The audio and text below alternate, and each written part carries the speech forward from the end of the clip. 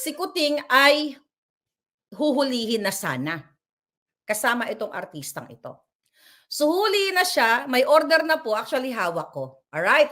So nung time na yon, dapat ay i-raid na siya kasi meron ng pre-operation report na positive na si Marcos Jr. ay isang bangag na bangag sa pulburon. Panahon ito ni Noynoy. So nung time na all set up na, mga kababayan natin,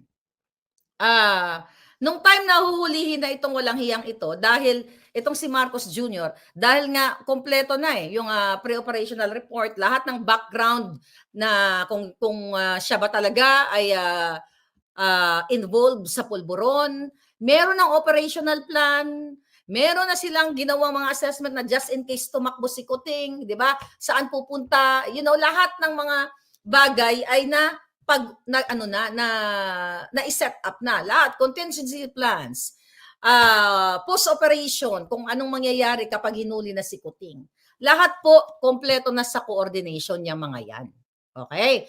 The problem is, during that time, okay, ito yung sinasabi ni Pangulong Duterte, hindi si yung Claudine, hindi si Claudine.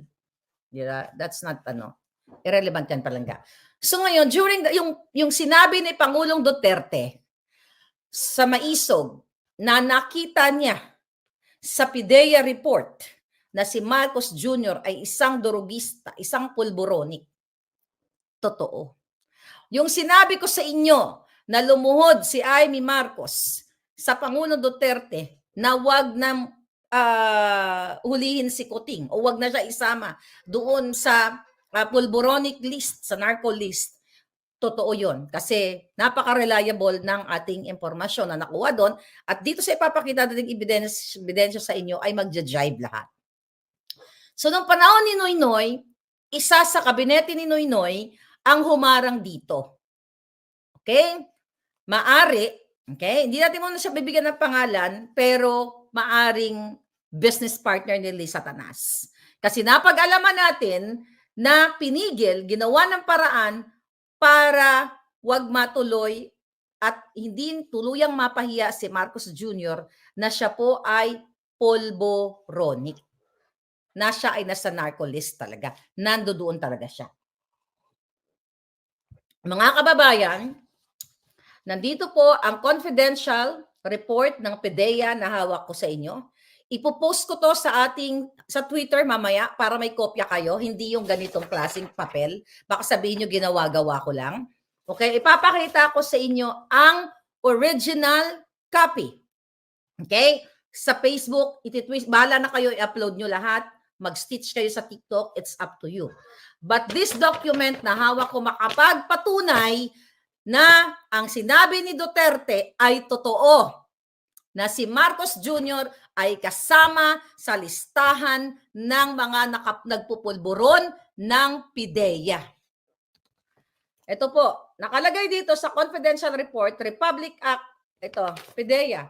Ayan, 2 page po yan. Alright? PIDEA. Okay? Basahin ko na lang para bonggang-bongga. Republic of the Philippines, Office of the President, Philippine Drug Enforcement Agency, Intelligence and Investigation Service, NIA Northside Road, NGC, Barangay Pinyahan, Quezon City. Andyan ang logo ng PIDEA, mga pabalangga.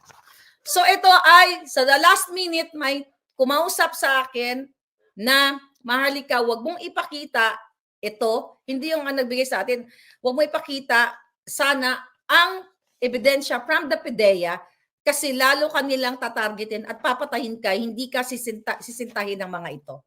Sabi ko, kahit napakita ko hindi, papatahin din naman ako ng mga yan kapag ginusto nila at nakapag-tsempo yung mga hayop na yan.